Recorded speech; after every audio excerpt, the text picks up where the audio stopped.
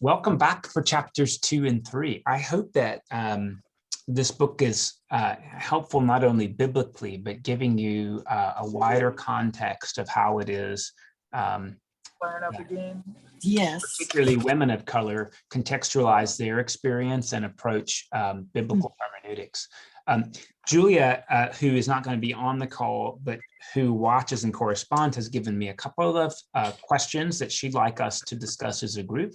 But I want to start out with the people on the screen, of course, and see, was there anything in reading chapters 2 and 3 that either helped you have a greater appreciation for the womanist point of view, that gave you deeper insight into a way of reading the biblical text in a new way, something that you bristled against, or a thread that you'd just like us to pick up that this raised for you?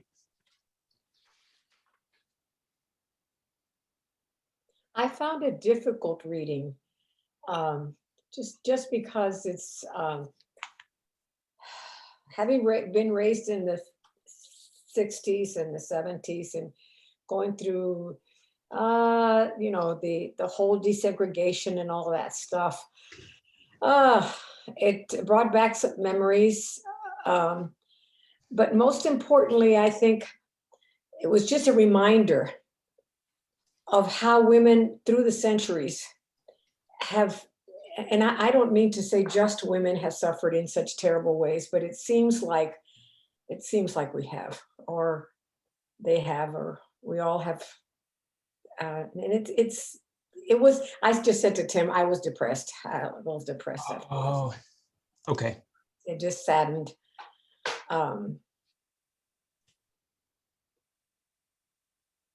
Thank you. It's heavy. It's definitely heavy. Yes. And I may have just been looking at it from one perspective. I didn't look at it from a broader, and maybe some others have a different perspective of what they read.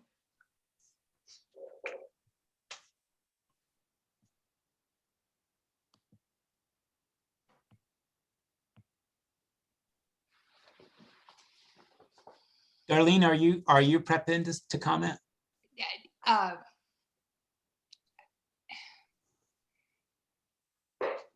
What I found difficult was I am loving this book.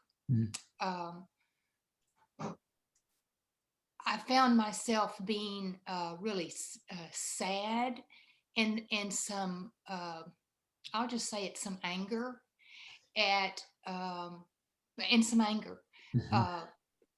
The whole system thing, but and the exploitation, but what I'm zeroing in on is the one place that the Black women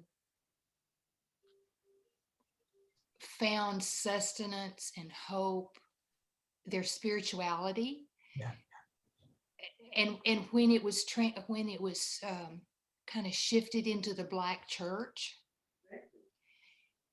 and they were exploited there too. They were most vulnerable there. And that's where they were once again exploited. Yeah. Thank you. Yeah, I thought it was really interesting, sort of along that thread. It was interesting to read the conversation that Dolores Williams sort of puts between James Baldwin and Richard Wright, and then the two Walkers, particularly Alice Walker, and this idea that the only thing you find in church is what you bring. That was a really sort of interesting statement. And it seems repetitious of what she said in chapter 1, that Black women's experience of God is survival, not necessarily liberation. And in the positive frame, I thought Alice Walker put against Black men's interpretations that called Black female spirituality as like dependent and fanatical, was that it was community forming, and it was a way of supporting one another's power and autonomy and sisterhood. And that's really interesting to think through, because it seems like churches, when they work best, are really community creators. And it seems really honoring of that deep value. At the same time, there was that razor's edge about how the mammy figure is supposed to do all of this surrogate work and prop up masculinity, and that's been some of the experience of women in the church. So holding on to that sort of dual role of church being life-giving and nourishing, but also in some ways oppressive, was like, that's a lot of bandwidth to hold on to, I think. And for me, how dare the men, the Black writers, call the women's faith fanatical? Yeah. Because it didn't include them. I mean, it's like, don't take that away from them. Don't degrade it. It's a bitter irony, because some of these same women were propping up James Baldwin and Richard Wright. Yes.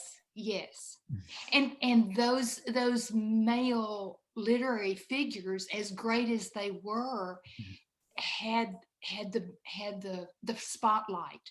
Yeah. The womanist voice was not strong then. And so those wonderful male writers, but who had a skewed view of the Black female, got all the attention and got all the press. Yeah.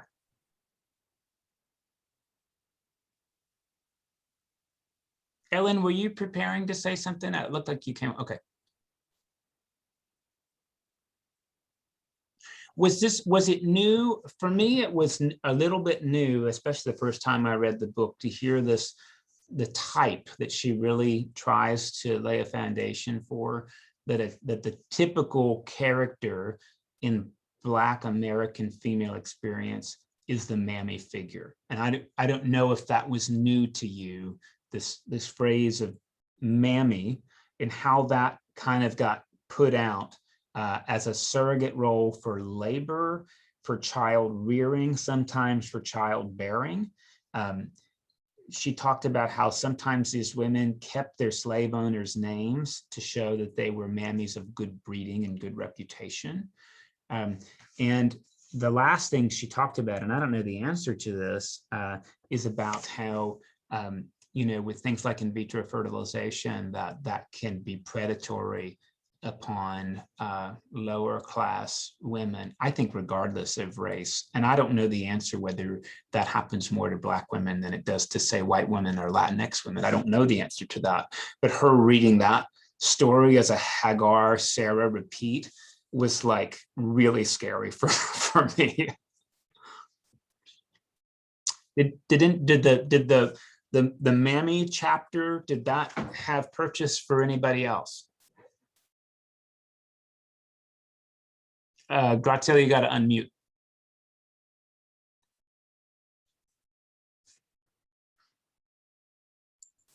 There you go. Yeah, okay. I guess because of my experience during desegregation in the 60s and 70s and 80s, I didn't see the Black women in that period. Obviously, that was my coming of age and my becoming a professional educator, and I became very, very close to many of these women and their experiences, but they were really the strength. It seemed that way to me, and they were the strength and the power behind, not that the men were weaklings or anything like that. I don't mean that, but they'd really turned to their moms and talked about their moms, and the women were pretty strong, independent, educated, and maybe it was just the circle of women I was working with. I don't know, but I had an awful lot of respect and care for them, and we were very good friends. So that was my experience, a little different. Thank you. Darlene? the mammy image it takes me back to my childhood. I had a wonderful Black caregiver. And most of my nurturing, my maternal nurturing, came from her rather than from my white mother. Uh, and so it made me really rethink that and be very appreciative of the role that she played in my life. And I can remember she would care for me and my brother in our home, but I would also go to her home with her across the highway on the wrong side of town in a little shanty town. And I was allowed, uh, blessed to be able to run and play. I can remember running through the dirt road down past the little shacks with all the other little Black kids with this one little white girl. And so I attribute those experiences to my comfort level with Black people. And I'm appreciative of that. And for the life of me, I cannot remember her name. And to me, that is almost emblematic of or symbolic of her lack of personhood in terms of naming her. But the maternal figure was a true blessing to me. So I'm grateful. Thank you. I grew up in the state of Florida, which is not really a Southern state in a lot of ways. So it's interesting to hear how the Southern experience has really, really changed, because it wasn't one I was really privy to. Definitely a different context, I think, that throughout the country, depending on where you lived and when. My mentoring rector's father was a priest in Mississippi, and the role of Black women in the 60s was very, very different, right? Like in the movie The Help, I think it's very, very much portrayed that there was, Black women were maids very, very often that also did child rearing. Curiously enough, they were mammy figures, right? And the movie portrays that. So particularly in places of affluence in the white South.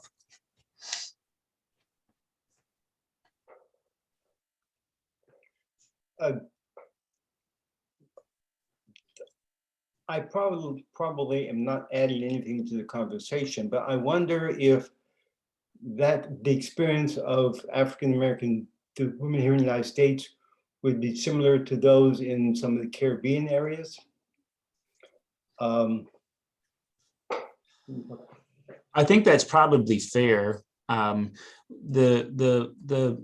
The folks we have of color at St. Thomas are Afro-Caribbean in general. I probably could ask them how their experience compares. And I know that's just a single person and they don't speak for everybody, but it would be interesting to hear from our Afro-Caribbean members, of which there are 3, how if this fits their experience. Yeah, especially after reading that book. Yeah. I'm going to chime in and say also, it was really interesting to hear that the Victorian attitudes of sexuality is for procreation, the way that affected Black women as being like pleasure objects for men. I had never thought about that. I was not aware of that at all. And then the way that men blamed the women for that as being like wildly promiscuous instead of owning the blame themselves, and how that's kind of become widespread, actually, this idea of like over-sexualized Black women. It's almost unbelievable, but sadly, like I see it. And it's so typical, like Eve, blame the woman, deny your part in it, but it's her. She did it. Yeah. She tempted me, whether it's with the apple and power or sexuality. Or by not wearing a burqa, right? It's awful. Right. or being too seductively dressed, and so she deserves to be raped. Yeah, she was It's- asking. Same attitude. Yeah. I read a book last summer actually about how it was in the Reconstruction period that American gynecological medicine not only caught up to Europe, but like sped ahead. And part of the reason was that Black women were considered to be less than white women. And so they were openly operated on.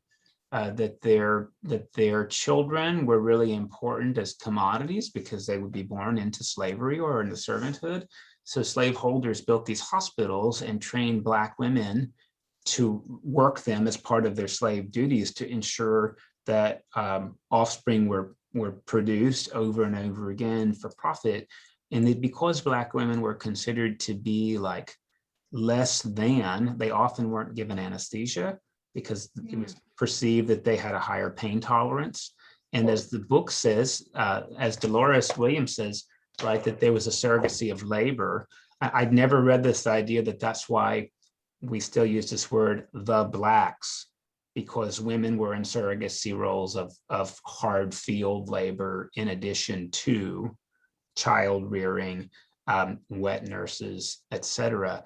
And like it's hard to say definitively like, oh, that's the case, but to me it makes sense, sadly, and that this has been part of the experience, and it's gotten actually American medicine where it is, but it was through exploitation.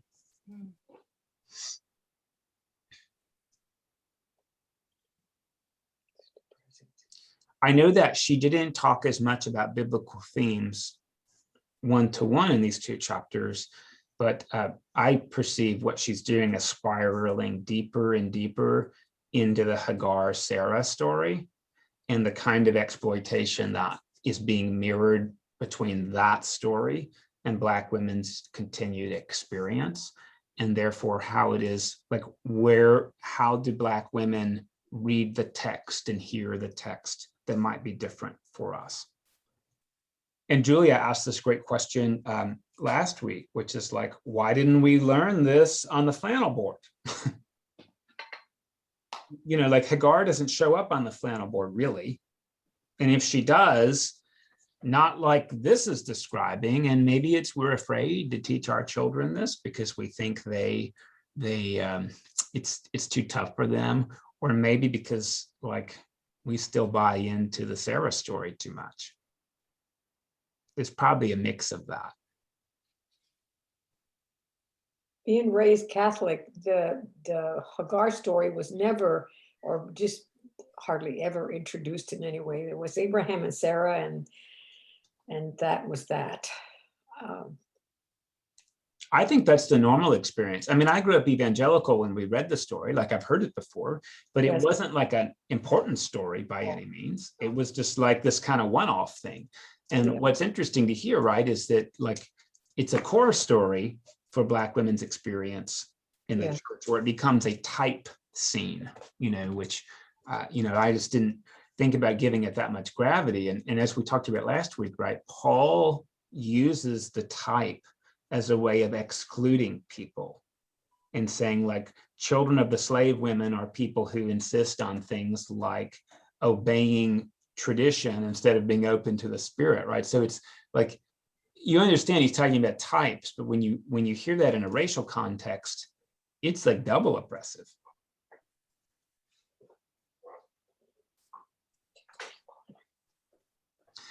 Julia had a couple of things, and I want to read a couple of these because I think they're really interesting. So I'm going to read them as they are.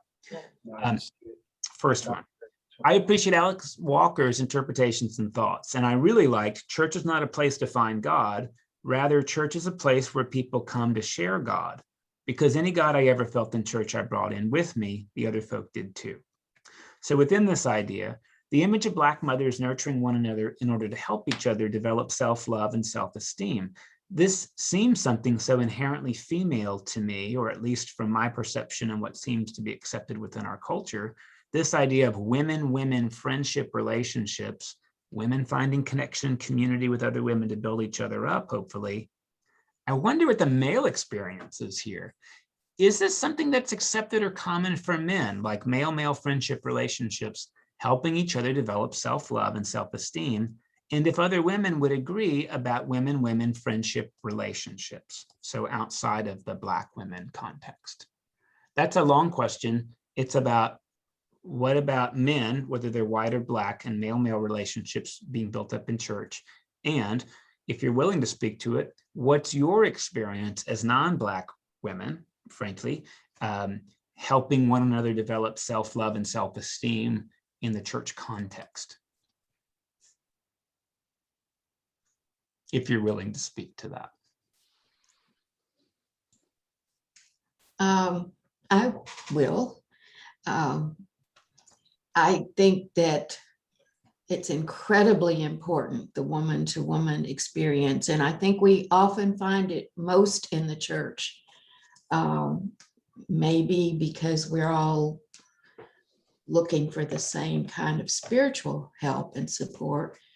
But I know there have been times in my life when I don't know what I would have done without the community of women friends, specifically in the church. And I've never found it in any other place, particularly not at that depth. So I think it's incredibly, incredibly valuable. And I don't think men have the same kind of relationships. I don't know because I haven't spoken to too many, but it seems like on the whole, men tend to gather around more superficial, if I could say that, things. I think in the church, yes, men do talk about deep spiritual things and their own journeys, but I also tend to think that they don't share the personal things as much. I think they tend to discuss in, this is what I read and this is what I think, instead of this is how it makes me feel. Don't know because I haven't researched it, just an opinion. I think that's helpful, right? I mean, this is the kind of research of experience that becomes really important. Well, I think what she said is true.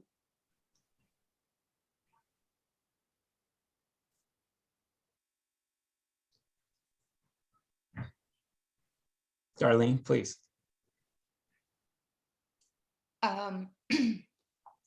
I think the church is, the big church is very important for women-to-women relationships. However,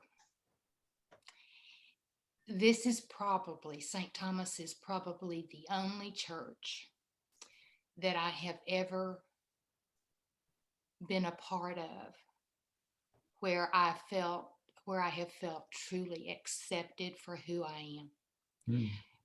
Other churches that I've been a part of in the past have had the traditional feminine role expectation of me, of all women in the church, and I don't fit that. For a long time, I felt bad about myself because I didn't fit that role. I have more of an androgynous personality and experience in life. And I'm very feminine, but I have a lot of male characteristics.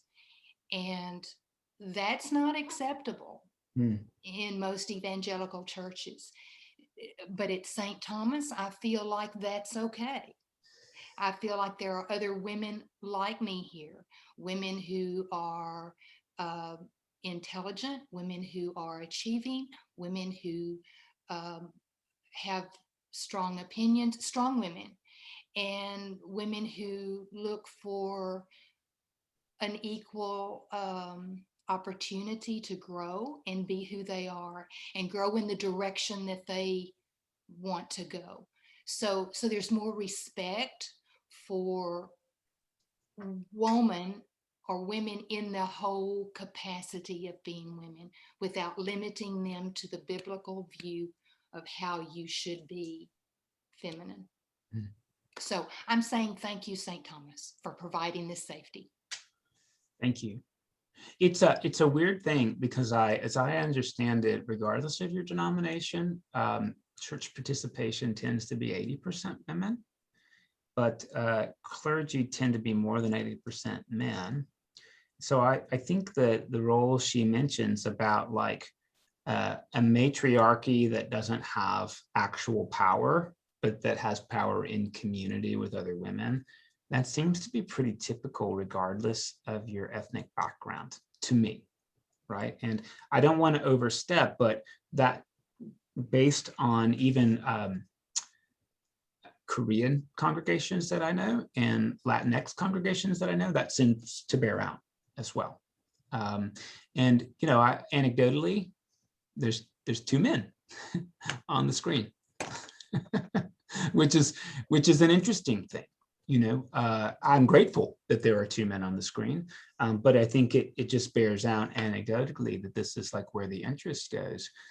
Roberta Nutt has written a book along with 3 other psychologists that I'm reading. She graciously shared it with me that talks about some of the differences in established gender roles, and those are of course changing a little bit, but pretty slowly. And one of the things Roberta Nutt talks about in the book is that we still have these kind of larger type roles of men being provider, protector, physically strong, and that when we buy into those roles, being open, vulnerable, and intimate is in conflict with that role.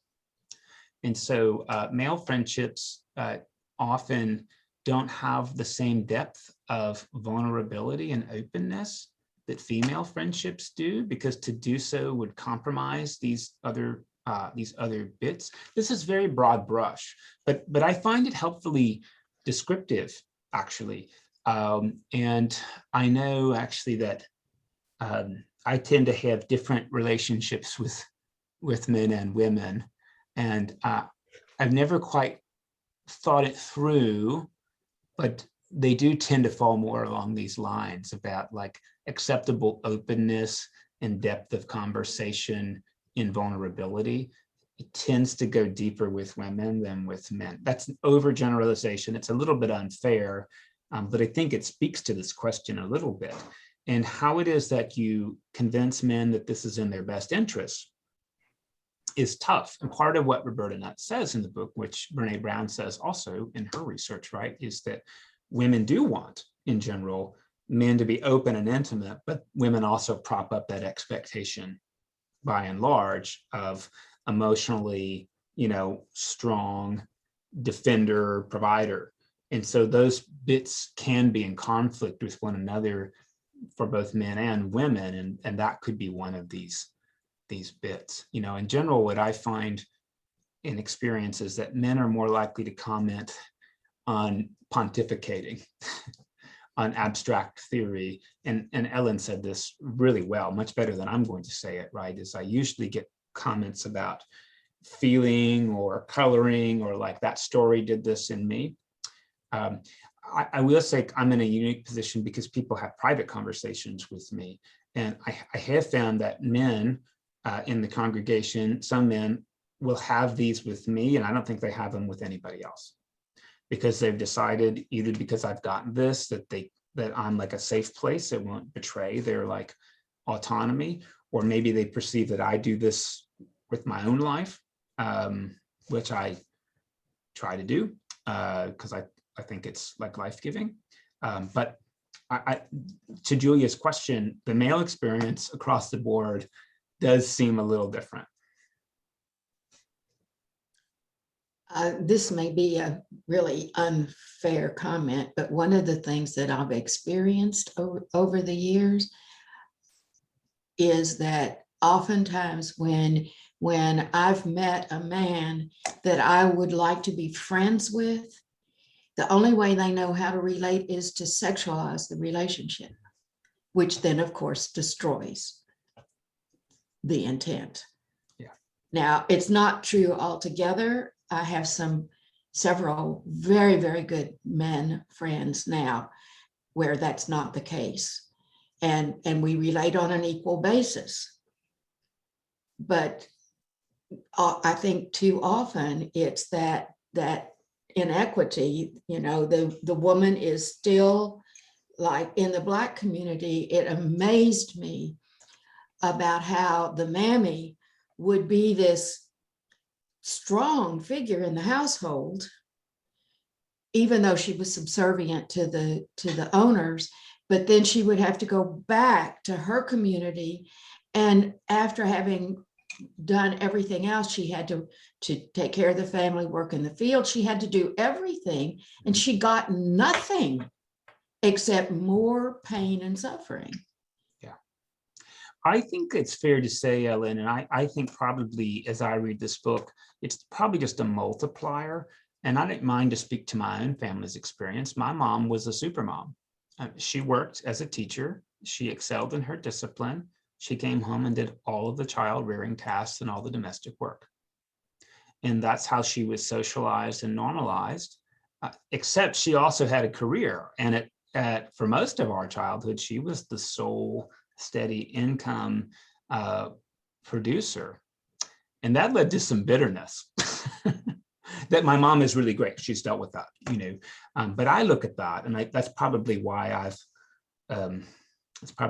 do domestic chores in my house, because I saw that bear out.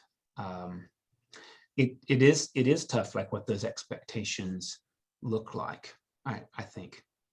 And the word I think is called second shift. Professional women have a second shift when they get home, which is doing everything. That's changing slowly, but it's changing. Roberta Nutt's book said that men tend to do things like hang storm shutters and tend to leaking faucets. And that's expected that by women and men both, that's what men are going to do, because those are the things that men's fathers taught them to do. So there's that kind of socialization. And I realize this becomes really important in raising kids, whether they're boys or girls, if there's going to be a hope of change, is to normalize vulnerability, and that intimacy and sexuality can be different things, which I think you named really well. I do think there's a confusion about asexual intimacy among men. I think so, in general. And the other thing is normalizing things like, hey, when you're 10, you're going to be cooking a meal once a week for the family. Or by the time you're 16, if you want to drive a car, you'll be able to change the oil and filter, replace the wiper fluid, and be able to respond when a warning light comes on, female or male, right? So having like, these are the skills that people in this house must have. That seems to be part of like the change that has to occur. But again, I think convincing women and men alike that intimacy and vulnerability are in their best interest, and that moving away from the role of protector and in the women role over emotionality, that seems to be the greater cultural work, whether you're white, Black, Latinx, Asian, etc. Jane, you're ready, looks like. Sorry. Yeah, I was raised in a different type of household. My mother did the motherly things until I was 7. She went back to teaching school. And when she did that, my father moved in and said he would, and he did the dishes every night, and got to where no one else could load the dishwasher because we didn't do it right. And up until then, it had been my sister and I. And then he also took over cleaning the bathroom. And that too became something that no one else could do in the family correctly. But he saw it as if his wife was going to work, he was going to share the chores around the domestic type chores around the house. Thank And you. so that's what I had been, that's the model I was raised with. That was the expectation I had. Thank you. You reminded me of something that came out in Roberta's book that I think is pretty relevant, and it was definitely my experience as a kid. It's because my mom was the domestic master, chores had to be done her way. So for example, if you didn't fold the sheet correctly, she would refold the sheet. And what I learned is don't fold the sheet. She's just going to do it. And this actually is something Roberta talks about as one of those things that actually puts men out of domestic duty. It's because if they don't do it right, the incentive is just not to do it. On a more hopeful connection, I just read this book by Paulo Coelho, The Pilgrimage. I think I mentioned this Sunday. I just love this idea. He says in the book, he's talking about an apprentice and like a master. And one day the master says, look, the teacher is not there to show you the way to do it. The teacher is there to show you something can be done so that then you can find your own way to do it. I thought that is a really different model of teaching than I've really ever had. As a math teacher, I show people how to do it. And obviously, when you're talking about rote skills and you're talking about soft skills, there's some variance there, but it's interesting to think about spiritually to say that part of the job is to show it can be done, and then you get to find your own footholds and your own steps on the journey. That's interesting.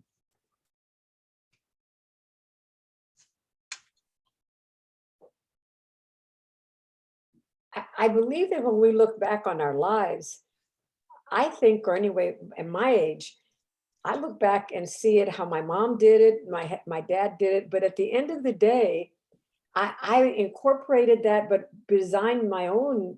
We all grow up, and as we develop as human beings, you design your own manner of approaching certain things, or all things. I just living, just the process of living. So I'm like my dad in some ways, and like my mom in other ways.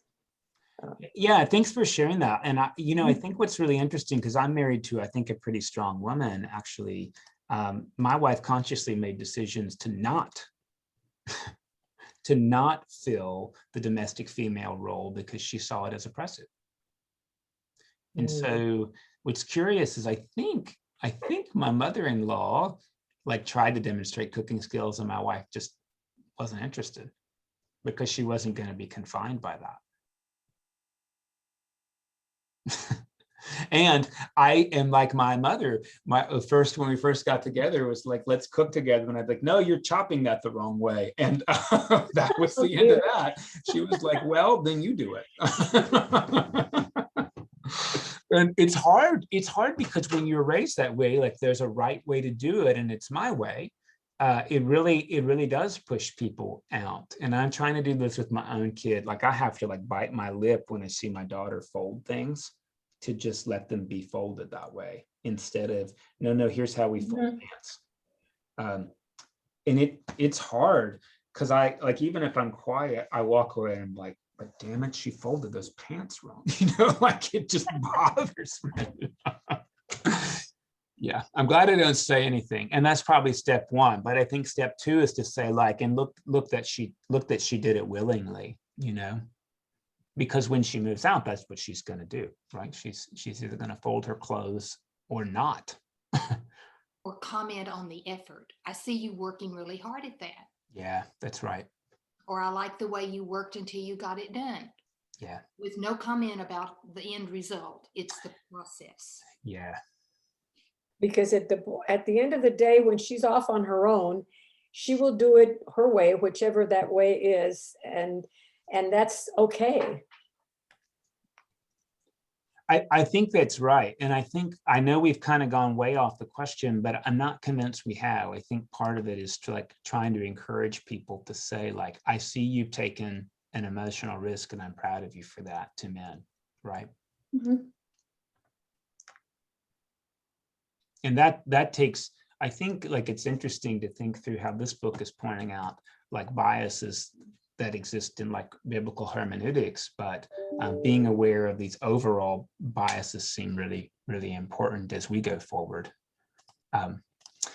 Okay, I've got another one from Julia as well. I appreciate the feminist writers Margaret and Alice Walker. The idea of religion providing survival intelligence, and that the survival of children, family, and race are the main concerns of Black women, and perhaps traditionally all women. I also appreciate how Alice Walker's redistribution of children helps take the burden of caretaking off individual women and places it as a task and responsibility for the entire community. So there's lots of thoughts about this with the way our current American society seems to devalue caretaking financially, relationally, time-wise, et cetera, and continues to place it on women, whether mothers or grandmothers or primarily female-run daycares. I wonder if anyone else has thoughts about this.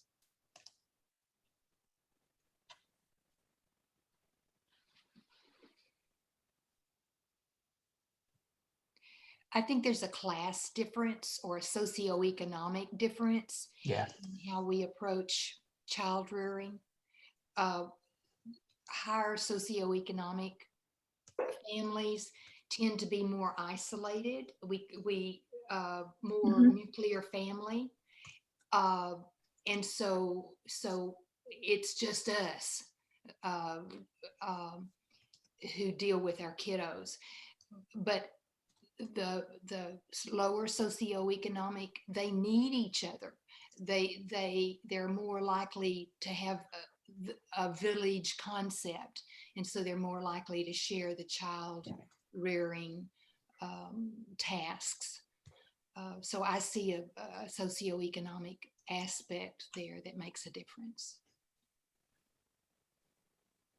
It seems right. And I do think, it's interesting, just talking about gendered attitudes again, I can bring my daughter somewhere as a male and people are like, what a good dad. And if my wife were to do that, it'd be like, why didn't you get a babysitter? Like it's really interesting, the privilege that I have as a male caregiver still. And I also think there's something really interesting about not only socioeconomics, but just cultural values of sharing child rearing. And I have to say that, like, one of the things, because we have a school here and because my brother has a lot of kids, that's always interesting to me is if children will respond to adults favorably that they don't know very well. It's something that I really appreciate, actually, that when children have some recognition of positional authority and they'll recognize an adult, whether it's a male or a female. And part of that, I think, actually happens in a community instead of it's just my mom that gets to tell me what to do or my dad. There have been many adults in my life. So overall, like, I have positive response to adults. Because church is like a wonderful place for women, like, I'm super lucky that my daughter, his surrogate's not the right word, but she's got many adoptive grandmothers in the place, really lucky. I don't know how it would be, pardon me saying this, if I had a young son. I think people would still be really open, but I wonder how different it would look. I mean, I do. And just case in point, right? Some of you were here for this and some of you weren't. There was this controversial thing that happened because my partner doesn't attend services very often, but my daughter did. And nursery kids were brought in for the Eucharist. And this happened a couple months into my being here, and it happened for a couple of years. From time to time, my daughter would just run up to the rail and she would lay under the Lord's table, and sometimes she would climb on me during the Eucharist. And some people chose to complain to me anonymously. Some people don't like that. Tell them to speak to me. Well, they would never feel comfortable doing that. Well, you can go with them. It's like the good masculine responses that I was able to have is I don't listen to anonymous complaints, but they were hurtful, to be honest. And some people really appreciated it. And I have to be honest, I don't know if there would have been more variance and appreciation if this had been a little boy. Because little boys aren't supposed to hug their dads like that. So I do know about that. I have read a lot, and again, Roberta in that book, just because I'm reading it now, talks about socialization of kids, right? And basically, what it sort of suggests is that the best markers of raising a little girl is she acts like a teenage boy. That is, like, she's frumpy and rude. And I was like, oh, I've been real successful. But the book talks about, like how boy children are played with much more physically, that when boys have opinions, like, they're listened to and they're praised as independence and leadership, and girls are called bossy. That girls are often dressed in frilly clothes that kind of wrap them up and restrict their movements. And these are the way that we socialize kids. And I do wonder if there is more of a village mentality, like if we appreciate that, if that isn't a way of helping balance out some of our own individual foibles. It's something to move toward, I kind of think, as a community.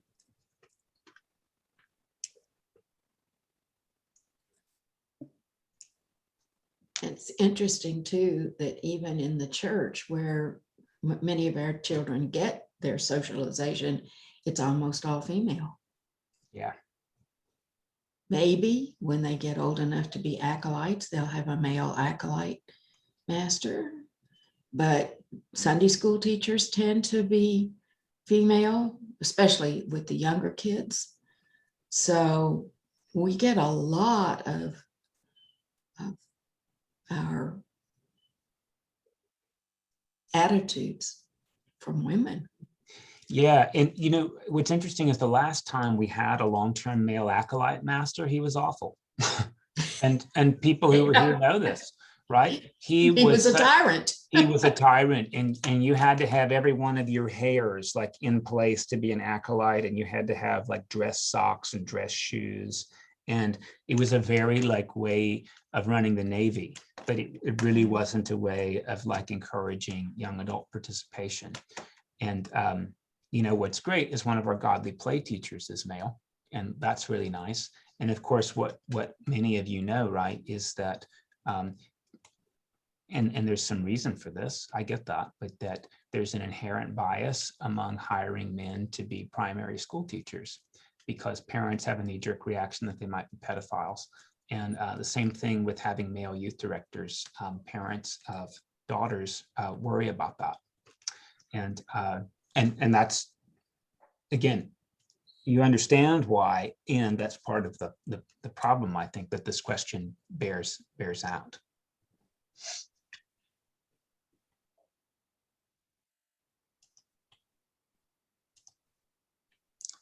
Let me give one more thought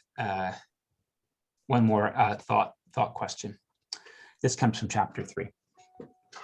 I just found the description of how gender roles for Black women and women were affected by slavery really interesting. I did too. And how these changed during Reconstruction.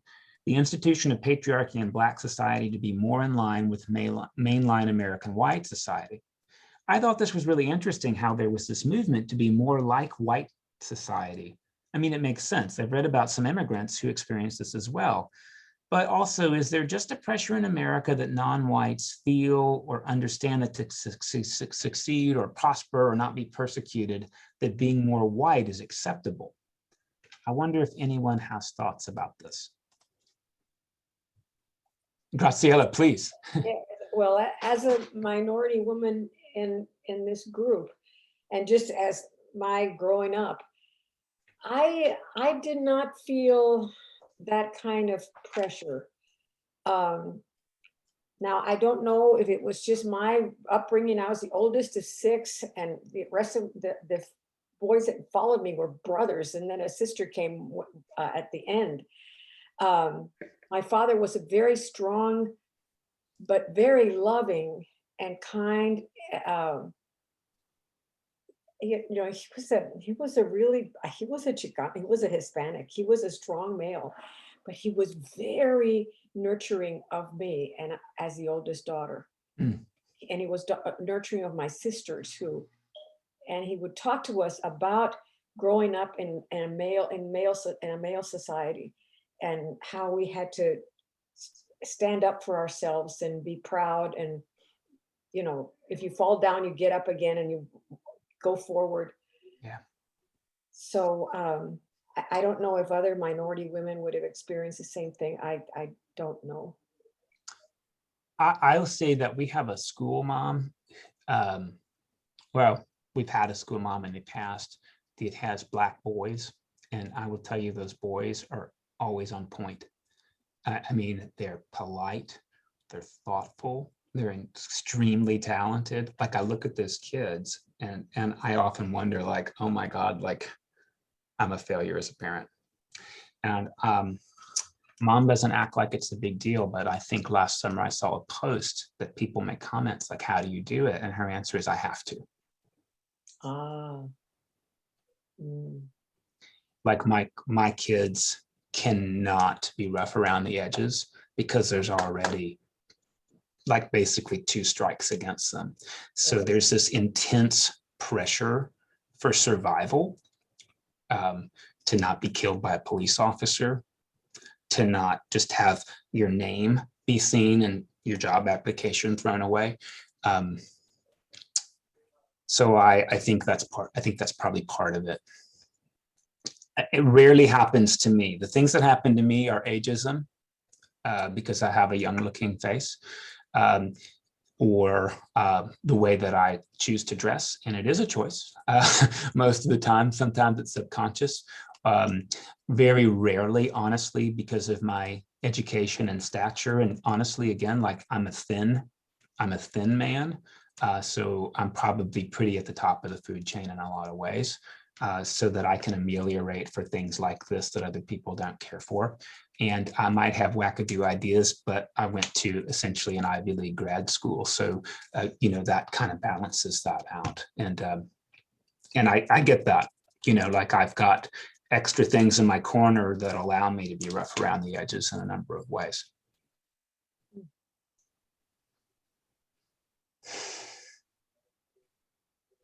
You know, my youngest son was the nurturer with his children. And I really love the fact that a lot of young men, young fathers these days are sharing in the nurturing and the raising of children. I think that's a big step forward. But I also wonder, he only had girls.